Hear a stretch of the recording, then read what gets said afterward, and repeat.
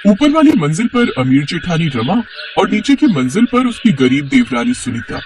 रमा का परिवार बेहद अमीर था और शहर से आए हुए हर ऐशो आराम में डूबा रहता था। वहीं सुनीता का परिवार सादगी में जीता था, पर उनके पास दिल की दौलत बहुत थी। रमा, ये देखो मैं तुम्हारे लिए क्या लाया हूँ। अरे वाह, आप मेरे लिए गिफ्ट लेकर आए हो। अरे एक बार खोल कर तो देखो। रमा ने गिफ्ट खोलकर देखा तो उसमें एक बहुत महंगी साड़ी थी। उसमें हीरे जड़े हुए थे। अरे वाह, इसमें तो हीरे जड़े हुए हैं। ये साड़ी आप कहाँ से लेकर आए हैं? ये मैंने अपने एक दोस्त से लंदन से मंगवाई है। दोनों पैसों में चूर थे। वो किसी को कुछ नहीं समझते थे खुद के सिवा।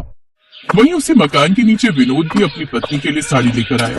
उसने पहले तो घर के बाहर अपनी साइकिल खड़ी की, फिर अंदर चला गया। ऊपर से विक्रम और उसकी घमंडी बीवी रमा देख रही थी। देख रहे हो अपने गरीब भाई को, साइकिल से चलता है लेकिन तुम्हारी देखा देखी ये भी अपनी बीवी के लिए गिफ्ट लाता ही रहता है। अरे इसकी बीवी एक नंबर की लुटेरन है, विनोद को लूटती रहती है। खैर, विनोद ने अपनी बीवी सुनीता को साड़ी दी।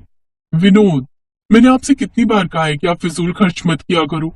आप खुद के लिए तो कुछ लेते नहीं हो। जब भी आपको पैसे मिलते हैं आप मेरे लिए कुछ न कुछ ले आते हो। सुनीता, लोग औरतों को ज्यादा देखते हैं, आदमियों को नहीं।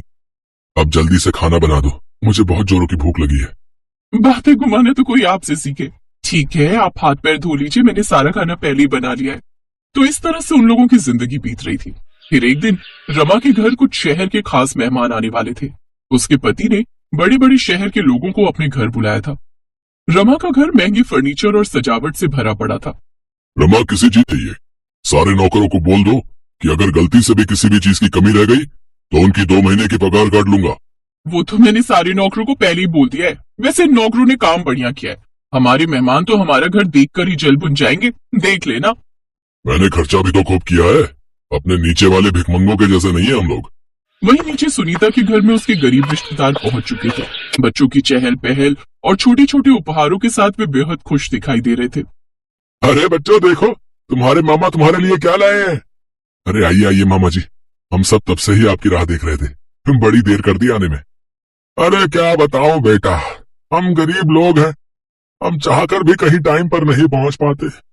बेटा मैंने कल रात ही ट्रेन पकड़ ली थी, पर रास्ते में एक हादसा हो गया और इसलिए ट्रेन रास्ते में ही 8 घंटे खड़ी रही, वरना मैं आज सुबह ही पहुंच गया होता। मामा, देर हो गई तो कोई बात नहीं, कम से कम आप सही सलामत तो हैं।